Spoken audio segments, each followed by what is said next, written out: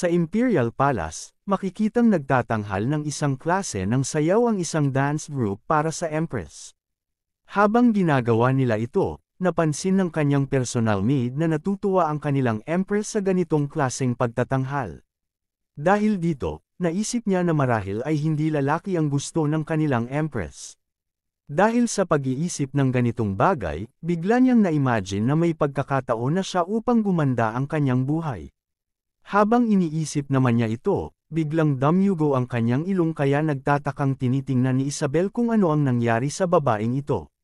Samantala, naisip niya na ganito pala ang tamang pagsayaw, kaya naisip niyang gagawin din niya ito para sa idiot na naghihintay sa kanilang bahay. Makalipas ang ilang oras, nakauwi na siya sa bahay nila ni Leon. Dito ay tinanong niya si Leon kung maganda ba para sa kanya ang kanyang kasuotan. Masaya namang sinabi ni Leon na syempre, dahil kahit ano ang suotin ng kanyang asawa ay maganda siya. Natuwa naman si Isabel sa papuri niyang ito kaya sinabi niya na ang masayang bahagi ay magsisimula pa lamang. Sa loob-loob naman niya, iniisip niyang ipapakita na rin niya sa kanyang asawa ang kanyang pinaghirapan sa pag-aaral ng sayaw na kanyang napanood nitong mga huling araw. Kasunod nito, nagpaikot-ikot si Isabel na parang trumpo, at nang mapansin ito ni Leon ay nagtataka siya kung ano ang ginagawa ng kanyang asawa. Kaya tinanong niya ito kung hindi ba siya nahihilo sa kanyang ginagawa. Naiinis namang sumagot si Isabel at tinanong kung hindi ba niya nakikita na sumasayaw siya. Idinagdag pa niya na kung talagang magaling siya, ipakita niya kung paano ang tamang pagsayaw. Nang mapansin naman ni Leon na na-offend ang kanyang asawa sa kanyang sinabi, awkward itong napangiti at sinabi na hindi niya napansin na sumasayaw pala siya. Idinagdag din niya na isang sayaw lamang ang kanyang alam mula sa kanyang bayang Sinilangan. Kasunod nito, hinawakan niya ang kamay ni Isabel at sinabi na ang sayaw na ito ay espesyal sa lugar na kanyang pinagmulan at tinatawag itong waltz, isang sayaw para sa dalawang tao.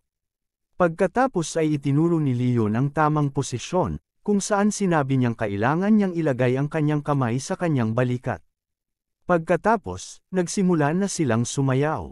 Habang ginagawa nila ito, ipinaalala pa ni Leon na huwag kalimutan ni Isabel na igalaw din ang kanyang bewang. Kasunod nito, nagpatuloy ang kanilang eleganteng sayaw na lalo pang nagpalapit sa mag-asawa. Makalipas ang ilang sandali, pinuri ni Leon ang kanyang asawa, sinasabing napakabilis nitong matuto at sa kanyang palagay ay may talento talaga ito sa pagsasayaw. Natuwa naman si Isabel sa papuri, ngunit biglang ginawa ni Leon ang panghuling bahagi ng sayaw na ikinagulat ni Isabel. Kalaunan, nagawa pa rin nila ito ng perpekto, kaya sinabi ni Leon na gaya ng kanyang inaasahan sa kanyang asawa, talagang mahusay ito. Dahil bagamat hindi pa niya naituturo ang huling hakbang ng sayaw, nagawa pa rin ni Isabel iyon.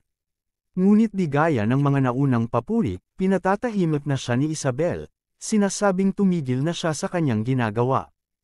Habang ginagawa nila ito, biglang napansin nila na dumating si Lizu, na mukhang galing pa sa pag-iyak. Dahil dito, tinanong siya ni Leon kung ano ang nangyari sa kanya at kung bakit siya may bukol.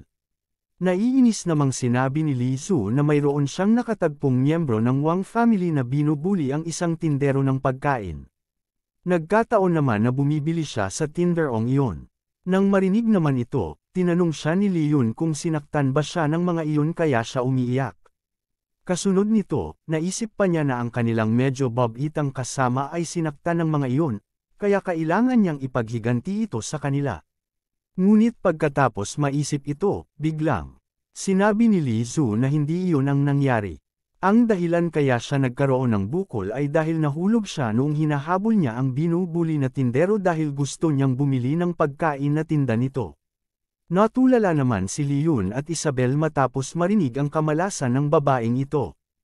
Habang iniisip pa nila iyon, galit na sinabi ni Lizu na hindi niya malaman kung bakit masyadong galit ang mga miyembro ng Wang family nitong mga huling araw. Dahil dito, binubuli nila ang mga tao sa paligid. Ipinaliwanag naman ni Isabel na ang dalawang anak ng patriarch ng Wang family ay nabugbog noong nasa bahay aliwan ang mga ito. Kaya dahil dito, ipinahanap ng patriarch ang taong gumawa nito sa kanila. Nang marinig naman ito, tinanong ni Leon ang kanyang asawa kung pati siya ay binabastos din ng mga Wang family.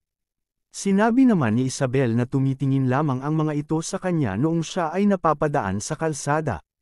Napaisip naman si Leon matapos marinig ito, kaya tinanong siya ni Isabel kung nagseselos ba siya. Sinabi naman ni Leon na aaminin niya na medyo nagseselos nga siya ng kaunti. Sinabi naman ni Isabel na hindi na niya kailangang magselos dahil matagal na siyang kay Leon, kaya hindi na niya kailangang mag-alala tungkol sa ganitong bagay. Natuwa naman si Leon at sinabi na mahihiya na siya kapag sinabi niya iyon sa ganoong paraan. Pagkatapos nito, pinaalalahanan siya ni Isabel na mag-ingat dahil maging ang family elder ng Wang family ay lumabas na mula sa kanyang secluded training. Idinagdag pa niya na ang elder na iyon ay masyadong mayabang at arogante. Sumang-ayon naman dito si Li Zhuo at sinabi na tama si Isabel, dahil nakita din niya kung paanong ang elder na ito ay masyadong arogante. Kaya naisip niya na habang patuloy na naglilingkod ang elder na ito sa Wang family, patuloy na magiging mayabang ang mga miyembro ng Wang family. Pinapakalma naman siya ni Leon at sinabing mag-relax lamang siya dahil naniniwala siyang kapag ipinagpatuloy nila ang ganitong mga gawain, babalik din itong lahat sa kanila. Naniniwala din siyang darating ang araw na may magtuturo sa kanila ng leksyon. Naisip din niya na noong siya ay leader pa ng mga rebelde, marami na siyang mga elder ng aristocrats family na natalo. Kaya iniisip niya kung isa rin ba ito sa mga iyon. Dahil dito, nagpasya siyang bisitahin sa kinagabihan ang Wang family upang turuan ang mga ito ng leksyon. Kinagabihan, sa bahay ng Wang family, makikita ang dalawang bantay na nag-uusap. Sinabi ng isa sa kanyang kasamahan na hindi niya na matiis ang ginagawa sa kanila ng asawa ng kanilang patriarch, dahil patuloy siyang inaakit nito. Kaya dahil dito ay tinanong niya ang kanyang kasama kung ano ang dapat niyang gawin. Sinabi naman ng kanyang kasama na lahat naman ng mga lalaki sa kanilang pamilya at sa iba pang kalapit na lugar ay inaakit ng babaeng iyon. Ngunit binalaan din niya ang kasamahan na mag-ingat dahil kapag nalaman ito ng patriarch, malamang na ipapakain ito ang kanilang katawan sa mga aso. Habang nag-uusap sila, nagkaroon ng malaking pagsabog sa kanilang unahan. Dito ay nakita nila ang isang lalaki na tumalsik patungo sa kanilang direksyon. Nang makilala nila kung sino iyon, nagulat sila at napapatanong kung ano ang nangyayari. Sinabi pa nga ng kanyang kasama na ang lalaking ito ay nagpapatrol lamang kanina. Ngunit habang iniisip nila ito, nakita nila ang anino ng isang tao sa usok. Sinabi nito sa kanila na agad na tawagin ang kanilang patriarch sa kanyang harapan ngayon, dahil narito siya upang turuan sila ng leksyon para sa kanilang mga ginagawa. Galit namang tinanong ng isa sa mga gwardya kung sino ang naglakas loob na atakihin ang kanilang Wang family. Ngunit nagulat sila nang makita na ang taong nasa harapan nila ay isang nakamaskarang lalaki. Habang sinusubukan nilang lapitan ito, sinabi nito sa kanila na ang sadya niya sa pagpunta ay turuan ng leksyon ang mga bastardong katulad nila. Samantala, ang patriarch ng Wang family ay kasalukuyang abala sa pagbabasa ng isang libro na may kinalaman sa kung paano gamutin ang kanyang hindi nabubuhay na patutoy. Habang ginagawa niya ito, dumating ang kanyang asawa at sinabihan siyang masyado siyang masipag, kaya pinayuhan siyang magpahinga na ng maaga. Sinabi pa nito na personal niyang pinakuluan ang mga herbal supplements kaya dapat niyang inumin iyon habang mainit pa. Matapos magsabi nito, inutusan niya ang kanilang anak na dalhin ang inumin sa kanyang ama. Agad namang tumakbo ang bata patungo sa patriarch, ngunit mapapansin na iba ang kulay nito kumpara sa patriarch at asawa nito. Mukhang dahil sa sakit niya na hindi tumatayong patutoy, natanggap na nito ang katotohanan sa ibang lalaki na kumukuha ng kasiyahan ang kanyang asawa. Dahil dito, sinabi pa ng patriarch na napakaswerte niya dahil hindi lamang siya binigyan ng mabuting asawa, binigyan din siya ng isang mabait na anak. Masaya namang sinabi ng kanyang asawa na siya na mismo ang magpapainom sa kanya ng kanyang gamot. Ngunit habang ginagawa nila ito, biglang pumasok ang isa sa kanilang mga tauhan at iniulat na mayroong sumalakay sa kanilang tirahan.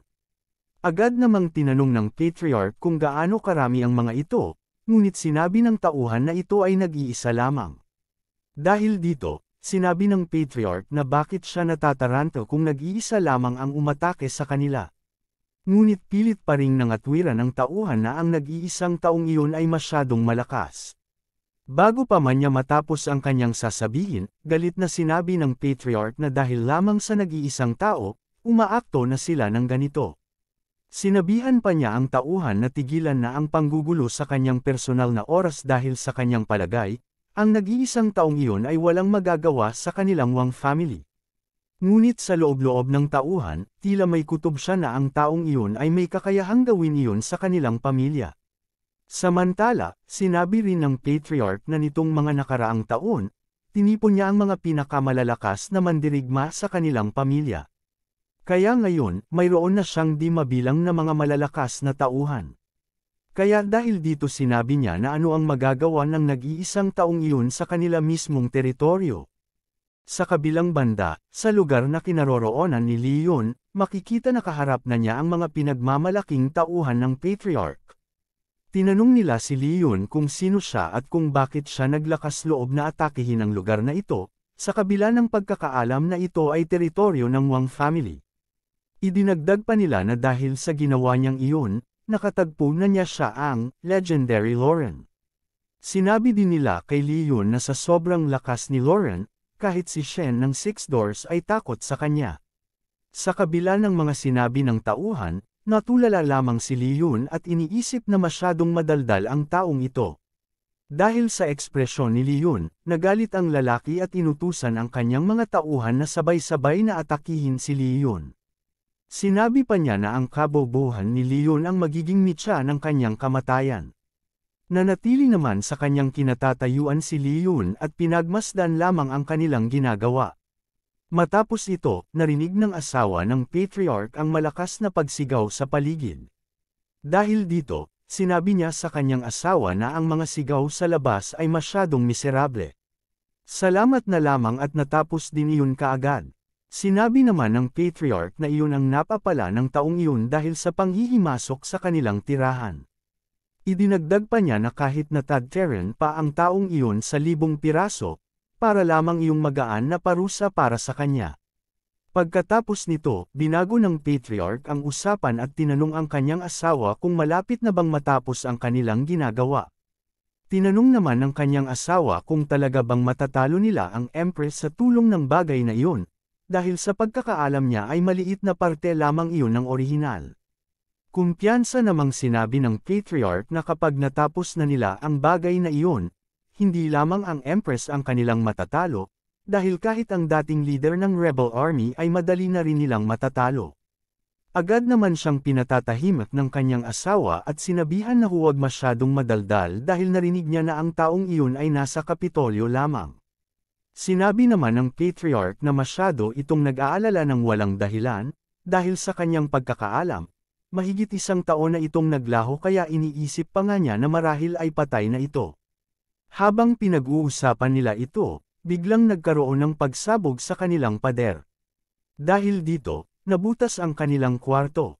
Samantala habang nagugulat pa sa nangyari tinanong niya kung mayroon bang asasina ng ahas na umatake sa kanilang silid. Ngunit sa kanyang pagkagulat, ang bagay pala na tumama sa kanyang pader ay ang kanyang mga pinagmamalaking mga tauhan, at ngayon ay lahat ay wala ng malay. Dahil dito, tinanong niya kung paanong natalo ang kanyang mga pinakamalalakas na martial artist at kung sino ang may kagagawan nito. Habang iniisip niya ito, biglang pumasok mula sa butas si Leon at tinanong ang Patriarch kung ano ang kanilang binuo para maging ganoon kakumpiyansa sa kanilang mga sarili.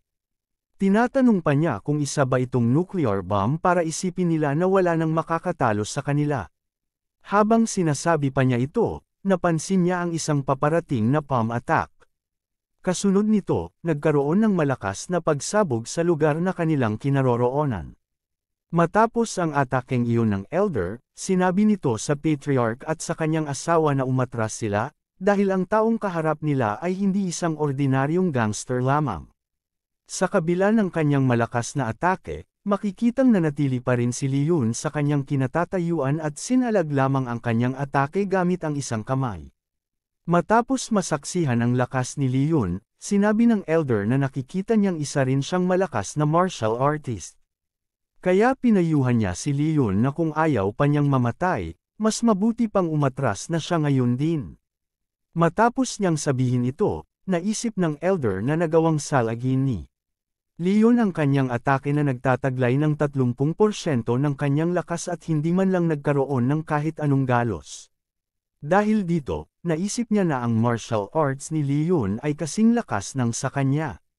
Wala namang pakialam si Leon sa kanyang mga sinabi at sinabihan pa ang elder na masyado na itong matanda at dapat nang magretiro.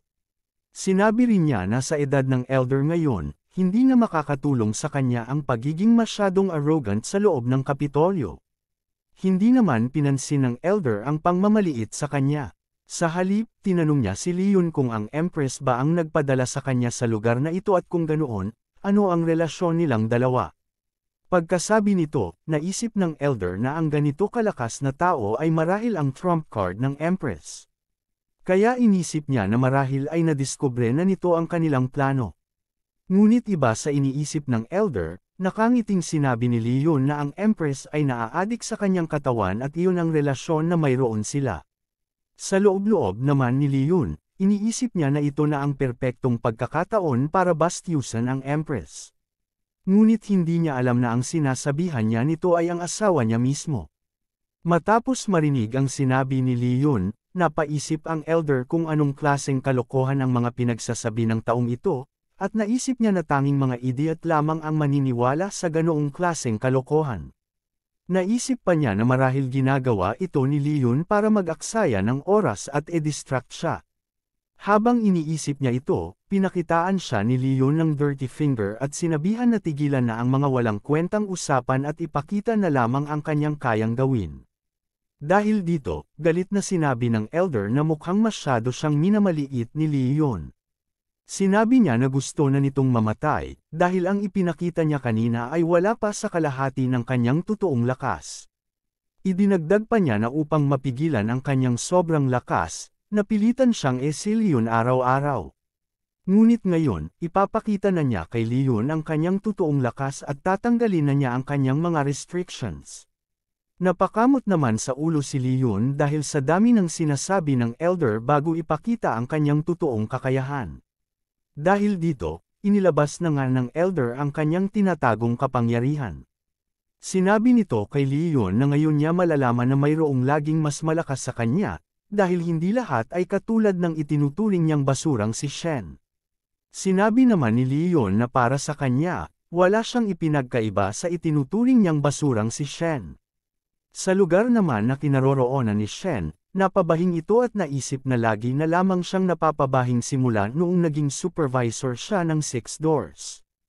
Ang kanyang tangahanga naman ay naisip na kahit na bumabahing lamang si Shen, masyado pa rin itong astig. Kaya sinabi niya sa kanyang sarili na gusto rin niyang maging kasing lakas ng kanyang Master Shen.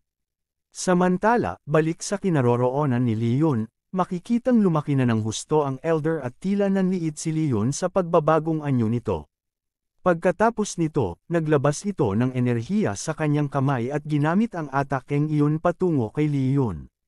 Sinasabi nitong oras na para mamatay si Leon dahil hindi niya alam ang kanyang lugar. Sa kabila ng nag-uumapo na lakas ng atakeng iyon, nanatili lamang si Leon sa kanyang kinatatayuan.